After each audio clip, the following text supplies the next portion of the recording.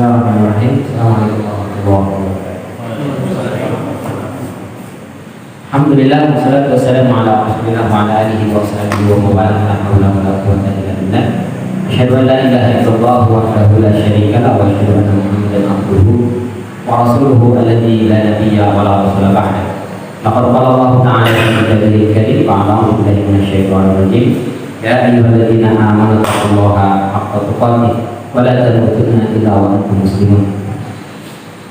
Amma ba'd, fa inna asdaqal hadithi kitabullah wa khairal hadyi hadi Muhammadin sallallahu alaihi wasallam.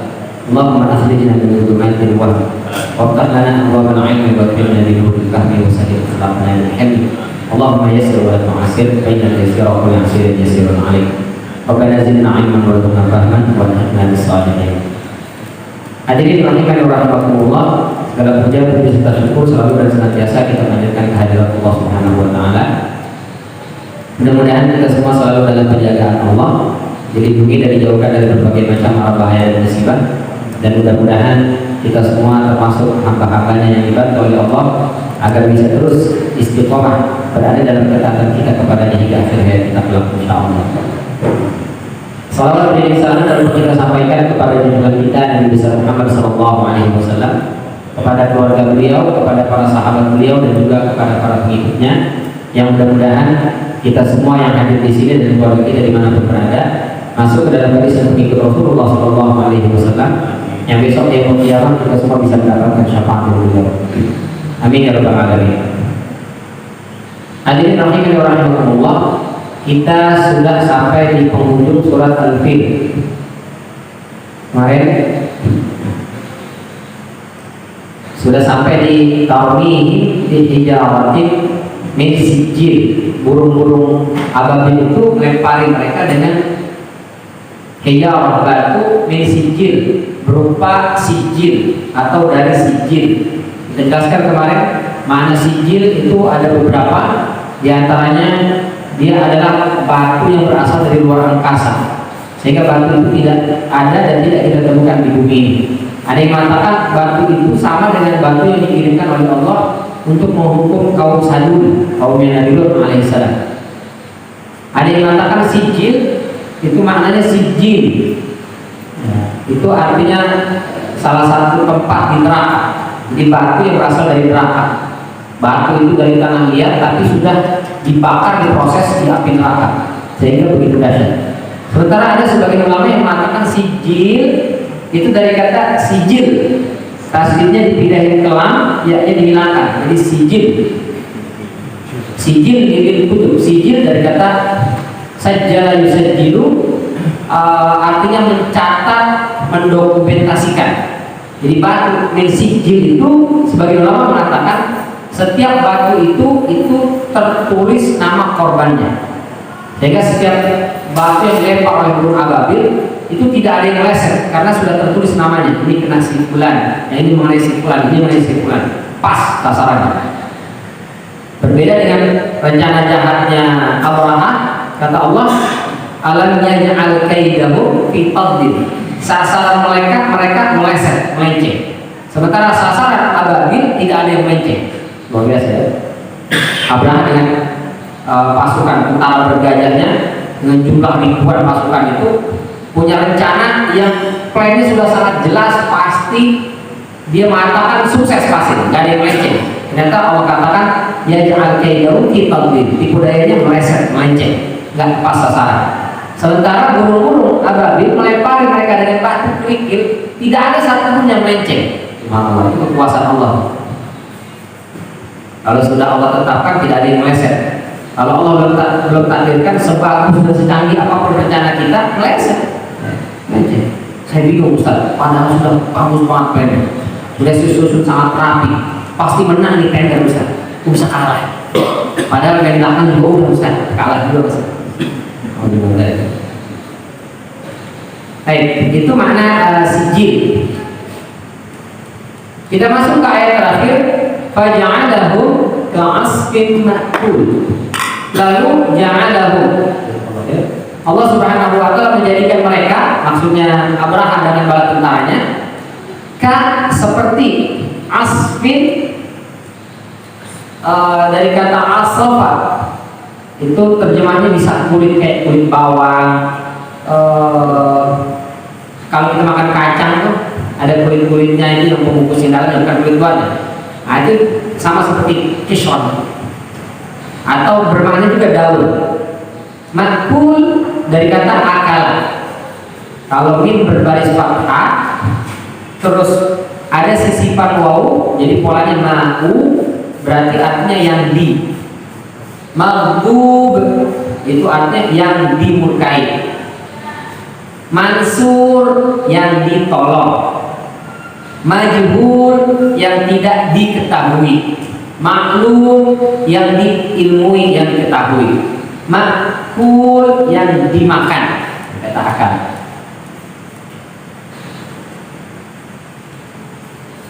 Ustaz, ini saya lagi baca sesuatu. Kalau kita mau bilang yang dibaca itu apa, Ustaz? Membaca itu Quran, berarti kasih ma di depan, sebelum akhir kasih waw. Berarti seperti berarti u. Jadinya makruh. Maktul yang dibunuh, yang terbunuh. Nanti yang dimakul yang dimakan. Jadi faja'alahu, lalu Allah menjadikan mereka ka'asfin, seperti dedaunan makul yang dimakan. Kalau daun secara bahasa itu waraq. Wa ma tasqutu min waraqatin illa ya'lamuha illa hu. Tidak ada satu daun, sehelai daun pun yang jatuh dari tangkainya mereka Allah pasti tahu. Nah, itu waraq. Tapi di sini as, karena as ini spesifik, daun yang bisa dimakan oleh ulat. Itu as. Kayaknya apakah semua daun bisa dimakan ulat atau tidak? Ulat makan semua daun kan? Kayaknya ada beberapa daun yang dimakan ulat ya. Daun pisang ada, daun cabai ada, cabainya yang enggak pedesan kan? Daun cengkeh, daun teh, nah itu dimakan ulat. Biasanya daun-daun yang lembut-lembut, jadi kecil itu, nah itu yang dimakan oleh ulat. Kalau kayak daun-daun yang besar itu makan juga ya, makan juga ya.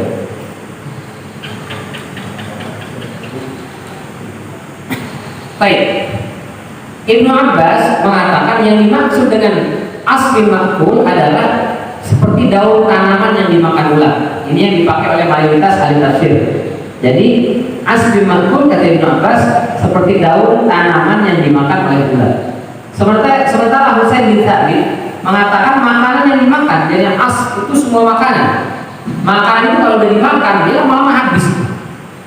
Buah dimakan, digerogoti lama-lama habis. Roti yang kita makan lama-lama habis. Begitulah Abraha dan pasukannya kalau sudah dilempari batu kena itu langsung lama-lama mulai habis tangannya copot habis, terus menjalar masuk dalam sebagian separuh badannya habis. Persis, nggak persis ya, mirip kalau kita ceritakan kalau ada orang lewat di sebuah parit atau kalinan begitu, ada air, dia masukkan kakinya, ternyata di bawah itu ada ikan piranha. Begitu dia angkat kakinya, tinggal sisa tulang-tulang saja. Nah ini kalau kata Husain bin Thabit, nggak sisa tulang-tulang pun habis, betul-betul hancur semuanya. Jadi bukan meledak, jadi kena batu meledak, bukan. Kena batu masuk karena dia seperti bara, lama-lama bakar terus habis. Itu lebih mengerikan dibandingkan hancur meledak. Jadi kalau kena peluru meledak hancur, oke lah selesai. Ini enggak, kena peluru batu-batu itu dari sijil itu kena, dia masuk ke dalam tubuhnya, dia langsung mati. Jadi dia melihat tangannya bagaimana terbakar habis dengan sakitnya yang begitu luar biasa. Lalu sebagian badannya sambil dia merasakan sakitnya. Ya Allah, alhamdulillah. Maka tidak ada yang tersisa. Al-Muqammas itu nggak jauh dari Masjidil Haram. Dicek itu sampai zaman Rasul pun nggak ada tulang-tulang di sana. Berarti sampai sekarang. Saya mau lihat Ustaz, tulang-tulang bekasnya Abraha dan bala tentaranya nggak ada, sudah habis. Karena kata Husain bin Thabit itu betul-betul seperti makanan yang dimakan, nggak ada sisa. Ustaz, kalau makanan kan kita makan kadang ada sisa. Dengan juga apa yang dimakan ya. Ada juga yang sampai habis betul-betul. Jadi kalau makannya sop iga, ada lah tulang-tulangnya lah. Kalau ikan, kadang ada sisa tulangnya, kadang tulangnya pun habis sama kita. Di presto, tulang lunak. Kucing udah nungguin, habis tulang nggak ada. Itu yang terjadi pada Abraha dan tentaranya. Kata Husain bin Thabit. Sementara Ibnu Zaid mengatakan seperti daun sayur mayur yang dimakan binatang. Kalau daunan itu dimakan binatang sama, dia habis juga. Tapi dia lebih menerjemahkan as itu dengan daun dari sayur mayur seperti lobak, kangkung, apalagi kol dan seterusnya. Di kita banyak kan ya daun buat lalap itu, daun linjo, sudah. Daun apa lagi? Daun singkong, daun pepaya. Orang Indonesia dilepas di kebun bisa makan. Jadi daunan dimakan juga. Daun pintu makan. Hah? Daun pintu nggak dimakan. Daun pintu yang bisa dimakan. Daun muda, dilahap bener nggak makan itu.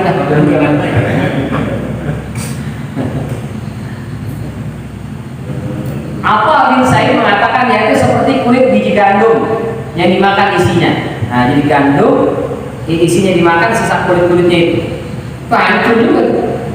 Nah, ini sebagaimana dikutip oleh Al-Mawardi dalam Nukat Uluyun tentang makna asli makmur menurut beberapa kalangan sahabat dan tabi'in. Sementara Ibnu Jauzi mengatakan jadi asli makmur maksudnya adalah menjadi objek yang dilahap batu-batu panas tersebut seperti sayur mayur yang habis disantap. Itu kata Ibnu Jauzi dalam Zadul Masir. Jadi asli makmur, orang-orang itu betul-betul seperti ya orang kalau nyantap makanan dari sisa, habis semuanya. Nah, ini menunjukkan mudah saja bagi Allah menghancurkan musuh-musuh agama ini. Jadi Allah itu bisa saja menghancurkan siapapun orang yang memusuhi agama ini, mudah buat Allah. Tapi kenapa Allah tidak lakukan? Kenapa setiap orang jahat ada kesempatan mereka hidup, nggak langsung dibinasakan? Apalagi umat Nabi Muhammad ini, nggak langsung mati aja oleh Allah. Karena Allah ingin melihat siapa di antara kita umat Nabi Muhammad ini atau hamba-hamba Allah yang mau berjuang di jalan Allah. Allah cuma melihat itu aja. Ada kemenangan, kehadiran musuh-musuh Islam itu Allah yang menghancurkan mereka. Tapi Allah pengen lihat ada nggak nih yang mau berjuang, ada nggak nih yang mau membela agama. Itu saja. Sementara musuh-musuh Allah itu pasti habis mereka. Wala tahsabanallahu ghafilan amma ya'malul zalimun. Jangan kalian kira Allah itu lalai, Allah cuek terhadap perbuatan orang-orang zalim. Orang-orang zalim di dunia itu boleh jadi selamat, tapi hari akhirat nggak bakal selamat. Ani kejar terus oleh Allah Subhanahu wa taala. Nah, di dunia ini mudah saja bagi Allah, sebagaimana Abraha dengan pasukan tentara bergajah jumlahnya sampai ribuan bahkan puluhan ribu hancur sekejap dengan burung ababil. Nggak ada satu orang pun di Mekah itu yang ikut berjuang menghancurkan mereka, semua Allah yang langsung menyelesaikan. Mudah buat Allah. Jadi kalau sekarang Israel misalnya, mudah saja buat Allah mengirim pasukan ababil hancurkan mereka semua. Ada orang-orang yang tidak suka terhadap Islam, mendiskreditkan Islam, mencoreng nama baik Islam, menghina Islam, cukup saja Allah kirimkan penyakit, selesai, mati dia. Tapi kalau itu dilakukan oleh Allah, nggak kelihatan siapa yang berjuang membela agama itu, karena sudah diselesaikan oleh Allah. Maka Allah biarkan itu biar orang-orang ini banyak yang kemudian ikut berperan, ikut menjadi barisan orang-orang yang berjuang dengan berbagai macam caranya. Disitulah kemudian teruji ini imannya benar nih, karena dia membela dan menolong agama Allah. Itu makna intan surullah yang surkum pada Allah ibadah. Jika kalian tolong agama Allah, maka Allah akan menolong kalian. Keliru ya. Siapa yang bilang Allah ini nggak perlu dibela, Allah maha kuat. Kalau kita membela agama Allah berarti kita menganggap Allah lemah. Masa Allah butuh bela bantuan kita? Kita yang butuh bantuan Allah. Nah, padahal kita membela agama Allah ini bukan karena Allah butuh dibela, tapi karena kita butuh pengakuan besok hari kiamat kita sudah sejauh mana berjuang di jalan agama ini. Itu yang ingin Allah lihat. Sebenarnya kita yang butuh gitu. Jadi kalau ada orang menghina Islam, orang mengkritik Islam, kita biarin aja, tapi Allah yang menghancurkan dia. Ya memang, tapi Allah pengen lihat kita ada di mana ini. Kita sudah berjuang apa belum? Di situ nilai pahala kebaikan kita. Maka kalau ada orang yang memusuhi Islam, kita harus berada di barisan yang ikut mengkampung. Ada orang menghina Islam, kita di barisan yang mungkin mengkantar itu. Jangan malah mendukung. Mau dari. Ya betul, ada Armando. Mana ada sholat dalam Al-Quran? Al-Quran cuma bilang 3 kali. Al-Isra, akhir sholat liduluki syamsi ila ghasaqil lail wa Qur'an al-fajr. 3 sholat nih. Kenapa jadi 5 kali sholat sehari semalam? Orang Islam gimana nih? Al-Quran bilang cuma 3, dia sholatnya 5. Nama-nama itu gimana? Nggak, ini bahasa saya. Tapi intinya dia mengatakan Al-Quran nggak ada menjelaskan tentang sholat 5 waktu. Nggak ada dalam Al-Quran. Allah. Dia pertama keliru karena memahami Al-Quran apa adanya. Yang kedua, dia hanya mengambil 1 ayat saja, surat Al-Isra 78. Dia lupa ada ayat-ayat yang lain, surat Ar-Rum ayat 17, ayat 18. Wa subhanallahi hina tumsun wa hina tusbihun. Pujilah Allah di waktu petang, tumsun, masa petang. Wa hina tusbihun, ketika berada di waktu subuh juga tuh, petang, asar, subuh. Setelah itu walahul hamdu fis samawati wal ard wa asyiyya, di waktu asyiyya malam, wa hina tuzhirun, di waktu zuhur. 4 menit.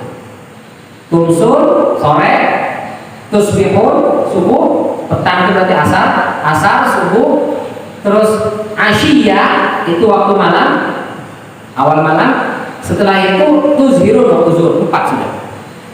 Satu lagi di mana Ustaz? Asyiyah itu Isya, itu Maghrib dan Isya. Maghrib dan Isya ini di awal malam, waktunya berdekatan. Maka bahasa para ulama dulu, sholat Maghrib itu disebut dengan sholat Isya pertama.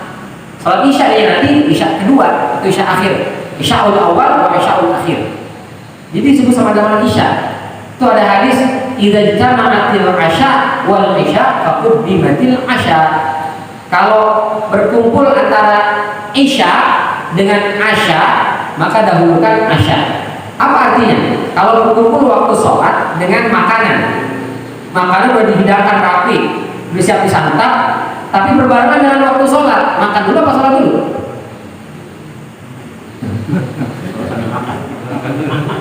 Kata Rasulullah, quddimatil asya, makan aja dulu. Supaya apa? Supaya khusyuk. Jangan sampai lagi sholat Allahu Akbar. Aduh, tadi itu bandeng. Noel enggak ya? Enggak khusyuk kan sholat. Apalagi kalau ya udah sebagian sholat, sebagian makan, buat tambah khusyuk itu. Kehabisan. Aduh, bukan agak kebagian deh. Aduh, daging deh. Habis sisa tulangnya deh.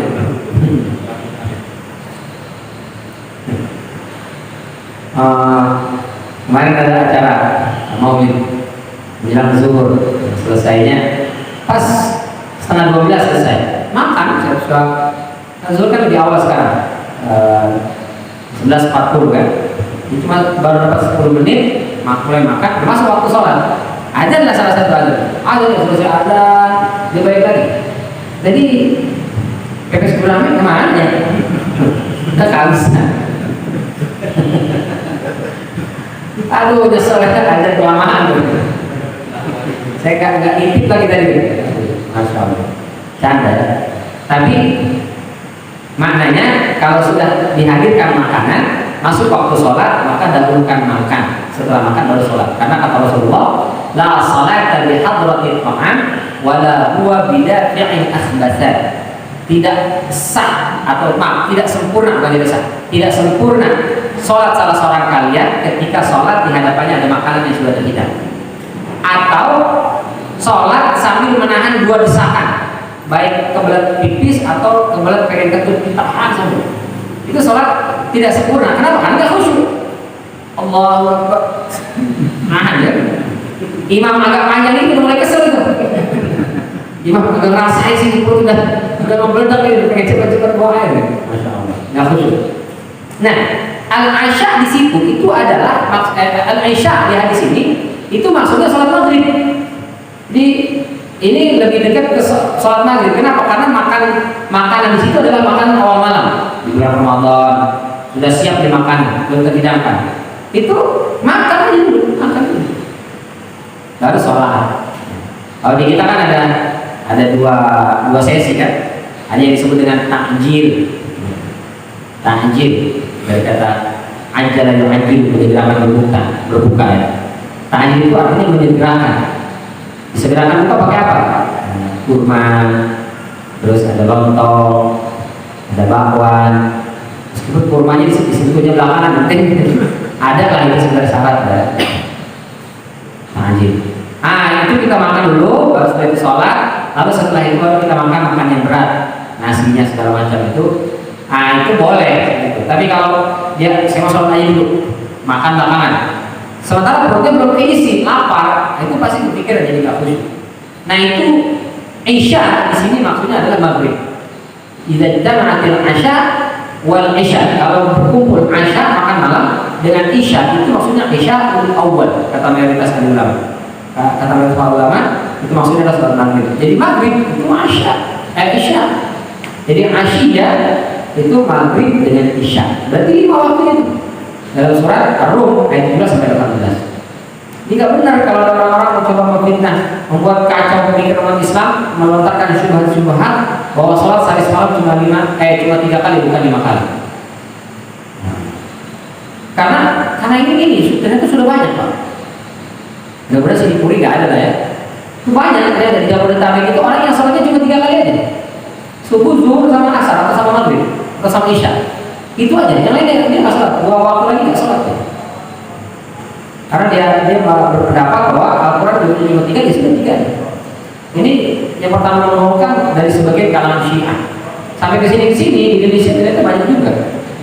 Seperti ketemu soal beberapa orang yang sampai berdebat gitu. Dia bilang 3, saya selama ini 3 Ustaz. Usianya sudah hampir 60 tahun. Selama hidup dia nggak pernah sholat 5 waktu, 3 waktu. Ayahnya itu berapa tahun dia nggak sholat yang lain. Karena dia meyakini cuma 3. Sekarang tambahan dari Arman melontarkan itu lagi. Wah, tambah banyak lagi pengikutnya itu kalau followersnya cocok juga nih kayaknya sholatnya 3 kali sehari.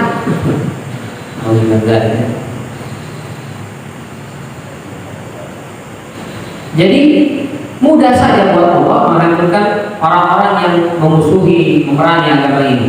Tapi itu tidak Allah lakukan. Kenapa? Karena Allah ingin lihat siapa hamba-hambanya yang turut berjuang. Yang dilihat oleh Allah itu perjuangan kita, bukan hasil dari perjuangan kita. Mau kalah kayak ujungnya itu urusan belakangan. Yang penting kita ini ada di pihak yang mana. Kita ini sudah berjuang belum untuk agama Allah. Dalam surat Al-Baqarah ayat 214, am hasibtum an tadkhulul jannah. Kalian kira kalian langsung masuk surga segampang itu? Walamma ya'tikum masalul ladzina khalu min qablikum. Belum datang kepada kalian cobaan yang menimpa umat-umat sebelum kalian. Massatuhumul ba'sa wad dharra. Mereka ditimpa kesulitan, kesengsaraan, wa zulzilu sampai tergoncang keimanan mereka, hatta yaqula rasul wal ladzina amanu ma'ah mata nasrullah. Sampai Rasul dan orang-orang beriman bersama itu bertanya-tanya, pertolongan Allah ini kapan datang? Kita berjuang sekian lama, kita menahan perih, pedih, kita menang-menang nih, kalah terus, kita terlalu, kita tertindas terus, kita sudah berjuang semaksimal mungkin. Mata nasrullah ini kapan sih Allah tolong kita? Sampai begitu, mana? Ala ketahuilah, inna nasrullahi qarib. Sesungguhnya pertolongan Allah itu sangat dekat. Tapi dekatnya menurut kalkulasi Allah, bukan kalkulasi kita. Para pejuang kita dulu ketika berjuang melawan penjajah, itu nggak ada yang sampai dari awal perjuangan sampai akhirnya Belanda terusir menang itu 100%, nggak ada.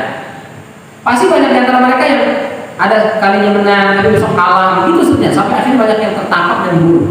Cut Nyadi dari awal dia bisa mengalahkan beberapa segelintir tentara pasukan Belanda, tapi pada akhirnya dia tertangkap, diasingkan, dibuang dan seterusnya, sampai akhirnya meninggal. Para pangeran Diponegoro, para pejuang semuanya sama seperti itu. Bukan kemenangan yang dikejar, tapi perjuangan kita itu, ikhtiar kita itu dilihat oleh Allah Subhanahu Wa Taala.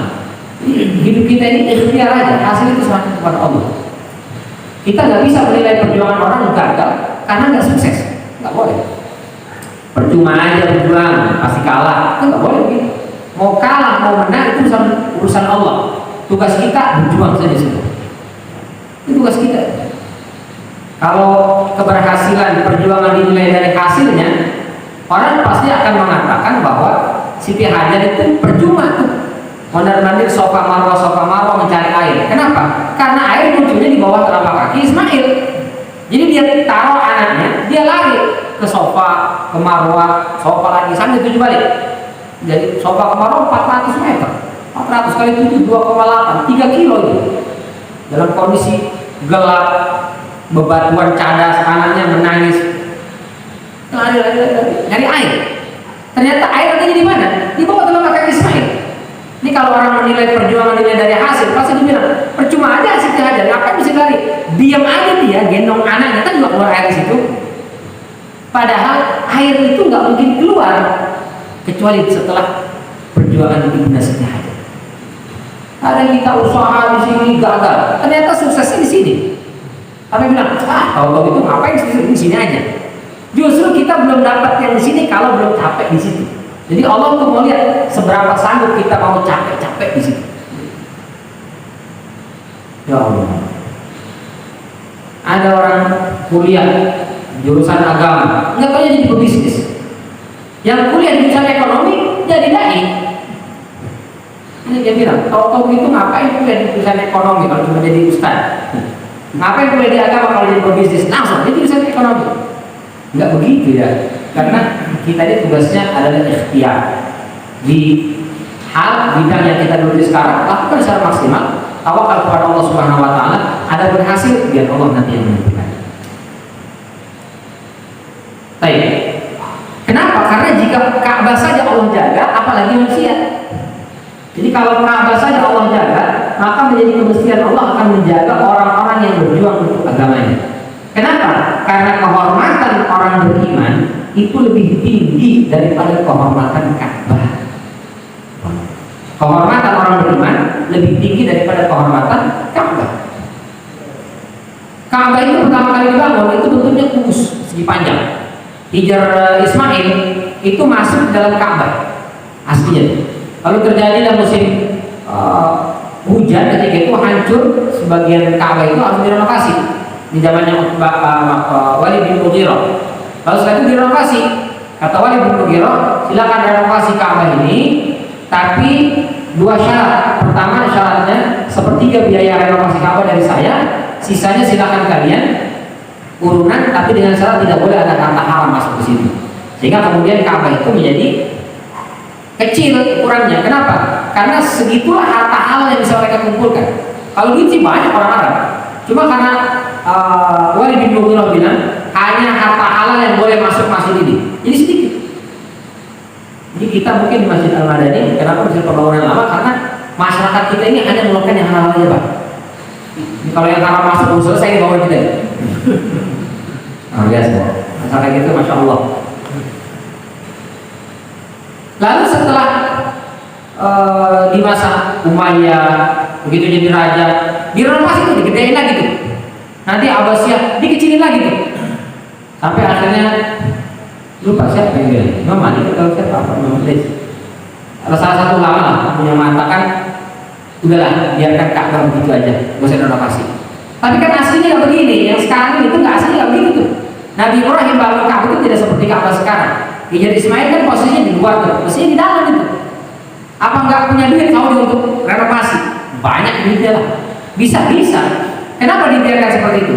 Karena jangan sampai nanti orang beranggapan Ka'bah ini jadi permainan para penguasa. Di situ akan terjadi tumpah darah segala macam, cekcokan pertikaian. Menghindari itu, jangan sampai orang-orang beriman ini jadi bulan-bulanan gara-gara Ka'bah itu, maka biarkan Ka'bah itu sebagaimana yang ada sekarang. Kenapa? Karena kehormatan orang beriman itu lebih tinggi dibandingkan kehormatan Ka'bah. Yang berikutnya, hukuman dan siksa Allah bisa terjadi di dunia dan di akhirat. Maka berlindunglah darinya. Wa man adlamu mimman mana'a masajidallah ayyukara fiha ismuhu wa sa'a fi kharabiha. Siapa orang yang lebih zalim dibandingkan orang-orang yang mencegah masajidallah, masjid-masjid Allah itu ayyukara fiha ismuhu, disebutkan namanya. Jadi ada orang-orang yang mencegah masjid ramai. Mereka berusaha supaya nama-nama Allah jangan disenandungkan, jangan dilakukan di masjid. Masjid dibikin sepi. Kalau bisa sholat langsung pulang, tutup gembok, selesai. Wasa'a fi kharabiha, punya niat untuk menghancurkan kehormatan masjid. Ulaika ma kana lahum ayyadkhuluha illa khaifin. Lahum fid dunya khizyun wa lahum fil akhirati 'adzabun 'adzim. Kata Allah, mereka itu di dunia itu mendapat kehinaan, di akhirat mendapatkan siksa yang pedih. Jadi orang-orang yang berurusan dengan masjid itu dunia akhirat hukumannya.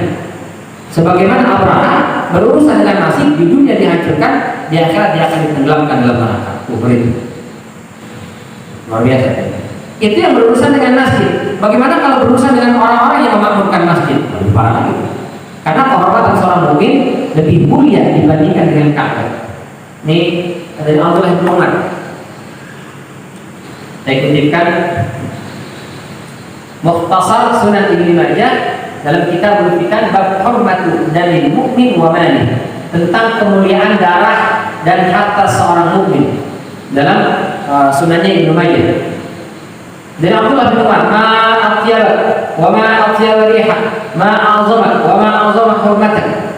Alangkah indahnya engkau, alangkah wanginya, indahnya, harumnya semerbak dari aromamu. Wa ma a'zama, betapa agungnya engkau, betapa agungnya kehormatanmu. Maksudnya Ka'bah. Walladzi nafsu Muhammadin biyadi, demi zat atau jiwa Muhammad yang berada dalam genggamannya. Kata Rasulullah, la hurmatul mukmin, kehormatan orang beriman, indallah, di sisi Allah, a'zamu hurmatan minki, lebih tinggi, lebih besar kehormatannya dibandingkan kehormatan wahai Ka'bah. Ka'bah mulia, Ka'bah al-haram disebut asyaraf, agung, mulia. Tapi kehormatan orang beriman jauh lebih tinggi dibandingkan kehormatan Ka'bah. Kata siapa ini? Kata Rasulullah SAW, malihi wa damihi wa an nazunna illa bihi illa khairan, di harta dan darahnya. Dan tidak boleh kita berprasangka kepada orang beriman illa khairan, kecuali yang baik. Ada beberapa guru kita kemarin ditangkap oleh Densus 88. Biar bagaimana guru-guru kita ini adalah orang beriman, mereka mengajarkan kebaikan. Wah, sudah sekian banyak orang-orang yang mungkin mendapatkan hidayah, sekian banyak orang-orang yang mengerti tentang Islam. Amalnya banyak sekali. Maka jangan kita berprasangka kepada mereka illa khair, kecuali yang baik-baik. Jangan begitu kita pakai kita apa semua teroris itu, dasar ini, dasar itu. Tidak boleh itu. Kepada orang beriman, kepada orang beriman saja kita harus, kata Rasulullah, wa an nazunna bihi illa khairan. Janganlah kita berprasangka kepadanya kecuali prasangka yang baik. Apalagi misal levelnya bukan hanya sekedar mukmin, tapi dia alim yang mengajarkan kepada kebaikan. Innallaha wa malaikatahu, sesungguhnya Allah, para malaikat, binatang-binatang, makhluk-makhluk Allah, hatta al-hut fil bahr, sampai hewan yang ada di lautan, itu mereka semua mendoakan dan memohonkan ampun. Untuk siapa? Mu'alliman nasil khair, orang yang mengajarkan kebaikan kepada orang lain. Itu doa itu. Nah, kalau kita berprasangka yang buruk, jangan sampai. Ini kehormatan dan kemuliaan orang beriman. Maka Allah menjaga kehormatan orang beriman itu. Kata Allah, innal ladzina yuhibbuna an tashi'a al-fahishatu fil ladzina amanu lahum 'adzabun alimun fid dunya wal akhirah. Sesungguhnya orang-orang yang demen menyebarkan fitnah, kebohongan, apalagi lahum 'adzabun alim, mereka dapat siksa yang pedih. Di mana? Di dunia. Wal akhirah, di akhirat juga. Dunia akhirat apa? Jadi kalau tadi orang merusak, mengganggu masjid, dunia akhirat dapat dia hukuman. Apalagi yang mengganggu orang beriman, orang-orang yang mengisi masjid, orang-orang yang memakmurkan masjid. Wah, itu azab di dunia akhirat. Siksanya dunia akhirat. Wallahu ya'lamu wa antum la ta'lamun. Allah tahu sementara kalian tidak mengetahui. Ya Allah. Ali bin Umar radhiyallahu anhu qala sa'ya Rasulullah sallallahu alaihi wasallam al-mimbar fanada bi sautin rafi'. Dari Abdullah bin Umar semoga Allah Subhanahu wa taala meridainya. Rasul sallallahu alaihi wasallam sa'ida 'ala al-mimbar, naik ke atas mimbar. Fanada bi sautin rafi', lalu memanggil dengan suara yang lantang, ya ma'syara man aslama bi lisanihi wa lam yufdil iman ila qalbi. Orang-orang yang lisannya aku beriman, tapi iman itu belum masuk dalam qalbinya. La tu'dul muslimina wa la tu'ayyiruhum. Jangan kalian sakiti orang-orang muslim, jangan kalian aniaya mereka, jangan kalian sebar fitnah kepada mereka. Wala tattabi'u awratihim, jangan kalian cari-cari, jangan kalian kuntit-kuntit kekurangan dan kesalahan orang muslim. Fa innahu man tatabba'a awrata akhihi muslim, barang siapa yang menguntit aib saudaranya yang muslim, tatabba'a Allahu awratah, Allah akan kuntit aibnya. Di dunia kita nyari-nyari aib kesalahan orang-orang beriman, apalagi guru-guru kita, Allah akan cari aib dan kesalahan dia. Itu Allah akan sebar. Wa man tatabba Allahu awrata yaqdahu walau fi jawfi rahlih. Kalau orang sudah dikuntit oleh Allah aibnya, pasti Allah akan sebar aibnya, dibikin malu dia. Walau fi jawfi rahlih, meskipun dia berada dalam rumahnya, dia nggak keluar kemana-mana, aibnya bakal dibongkar oleh Allah Subhanahu Wa Taala. Aduh. Wa nazara Ibnu Umar yawman ila al-bait aw ila al-Ka'bah. Lalu Ibnu Umar suatu hari menatap kepada Ka'bah. Ma'azamaki wa 'azama hurmatak wal mu'minu 'azamu hurmatan min Allah ini. Kata Ibnu Umar, dia melihat kepada Ka'bah, alangkah agungnya engkau, alangkah mulianya kehormatanmu. Tapi orang beriman itu lebih mulia di sisi Allah Subhanahu wa taala dibandingkan engkau, hai Ka'bah. Nah, ini menunjukkan surat Al-Fil Allah menjaga kemuliaan Ka'bah, kemuliaan rumah Allah. Tapi kalau orang beriman itu jauh lebih dijaga, lebih diperhatikan, dan lebih dibela oleh Allah Subhanahu wa taala. Maka jangan pernah malu menjadi orang beriman, jangan pernah malu mengakui keimanan kita, dan jangan pernah malu dan ragu menunjukkan identitas keislaman. Banyak orang mengaku muslim tapi malu memperlihatkan simbol-simbol keislaman. Padahal kita lebih mulia dibandingkan kamu. Baik, sampai di sini akhir dari surat Al-Fil. Ada yang ditanyakan?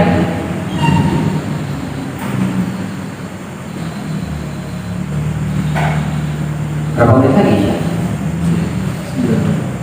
Lagi 9 menit lagi.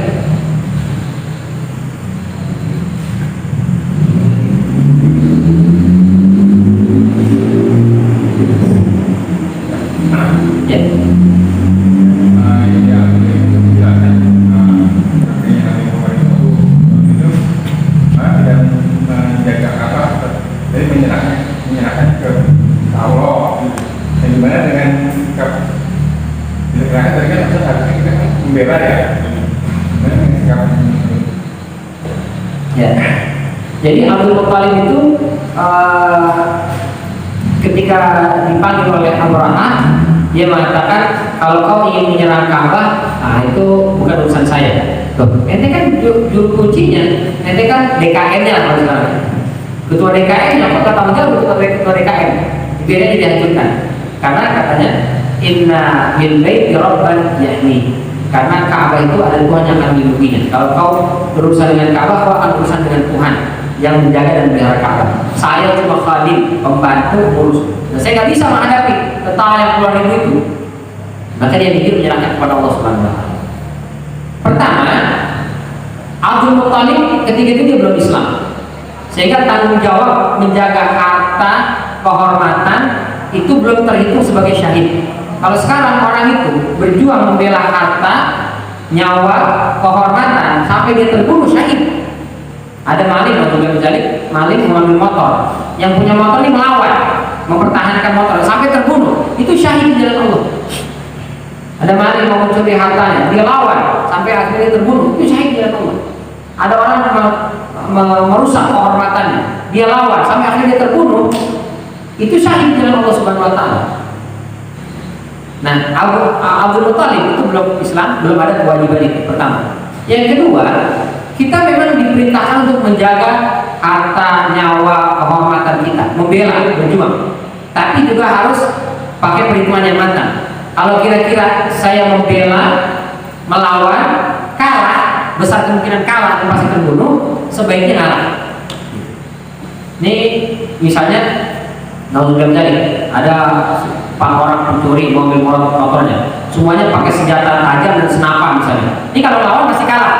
Nah, dia nggak ahli dalam bela diri misalnya. Lalu dia mengalah.